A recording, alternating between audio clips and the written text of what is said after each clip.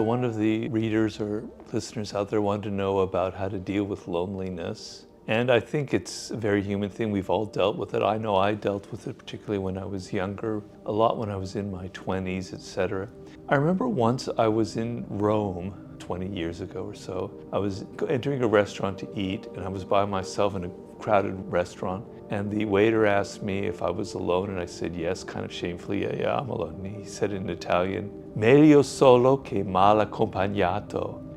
And that expression has stuck with me for many, many years. It was better to be alone than to be accompanied with someone bad or to have bad company. So the idea is that you have to kind of sometimes like to be with yourself. And sometimes being with other people can be a drag, can be painful.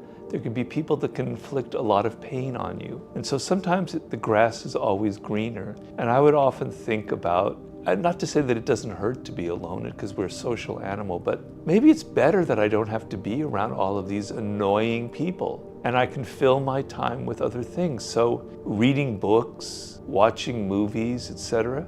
I'm not alone because I'm with other people, I'm with other spirits. Of course, I'm not saying this is the perfect answer, but you have to be able to like to be alone is a very important skill in life because you're inevitably going to be facing such moments. And so you have to be able to like your own thoughts, to be interested in your own ideas, to be reading books, to be doing things that excite you.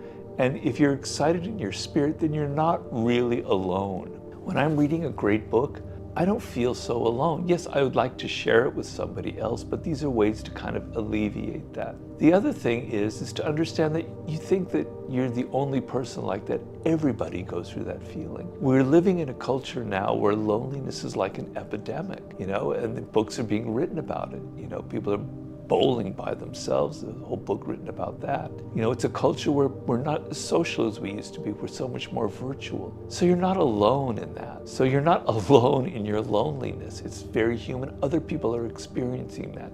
And be aware of it. How do you overcome it? You have to become more social. You have to put yourself out in this world and not be so virtual. Loneliness and being alone has a momentum to it. And I know it, I've experienced it myself. Because being a writer, you're alone. Believe me, I'm alone a lot. When you're alone a lot, you get more and more afraid, you get more and more timid. Encountering people becomes difficult, painful, it's like a skill that you lost. It's a feel that you've lost and it's harder to get back. And you don't think of it that way. You think of, I don't want to go to that party. You've got to force yourself in the opposite direction. You've got to build that opposite momentum.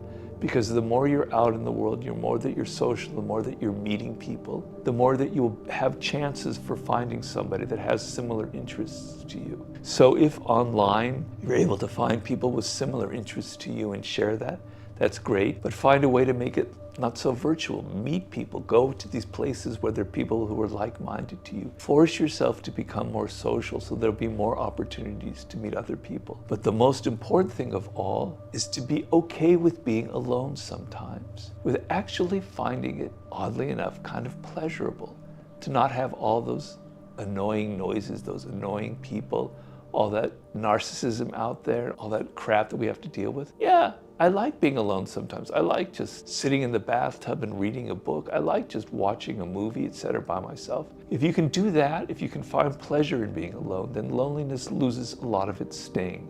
And then the other thing is to force yourself to develop that social muscle that we all have.